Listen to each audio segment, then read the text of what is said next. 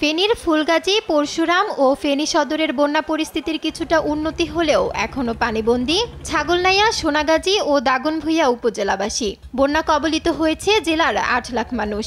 বিভিন্ন আশ্রয় কেন্দ্রে রয়েছে ১,৫০,০০০ মানুষ।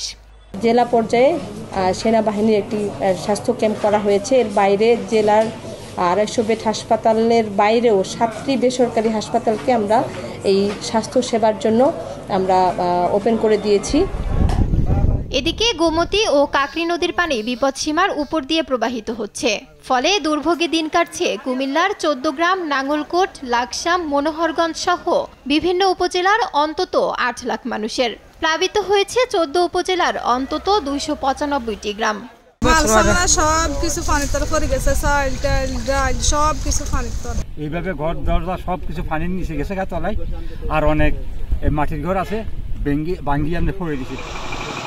উজান থেকে নেমে আসা পানিতে প্লাবিত হচ্ছে লক্ষ্মীপুরের নতুন নতুন এলাকা। আশ্রয় কেন্দ্রগুলোতে বাড়ছে মানুষের সংখ্যা। সমন্বয়ের অভাবে সুষ্ঠুভাবে ত্রাণ সামগ্রী বিতরণ হচ্ছে না বলে অভিযোগ করেন ভুক্তভোগীরা। আশেপাশে এখন পর্যন্ত কেউ ত্রাণ বা বিভিন্ন আশা যোগাযোগের কেউ করে নাই, বুঝছেন। ৩-৪ ফুট পানি বেড়ে গেছে। এখন আমরা এই পানিবন্দী অবস্থা আছে। এই দেখেন পানি আর পানি নামারও কোনো নিষ্কাশন নাই। মৌলভীবাজারে পানি নেমে যাওয়ায় স্পষ্ট হয়ে উঠেছে বন্যার ক্ষত। ক্ষতির পরিমাণ এলজিডি সড়কে ৮৪ কোটি, সড়ক বিভাগে ৫০ কোটি, প্রাণী সম্পদে ৮৪ লাখ এবং মৎস্য খাতে ৭ কোটি টাকার মতো।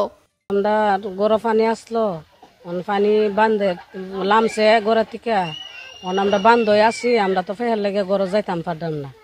রাস্তা আসি গড় ফেক বইতে পারি না, উঠতে পারি না, ঘুমাইতে পারি না, সড়কের বাজে ঘুমাই। এখন আওলাদ করিয়া ক্ষেত কৃষি করছিলাম, তাগুলো গেছে। এখন আমরা কেমনে চলতাম, কেমনে খাইতাম, বহুত মুশকিলের মাঝে আছি।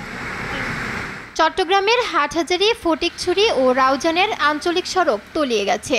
ডুবে গেছে সড়ক ও ফসলের জমি, ভেসে গেছে পুকুরের মাছ।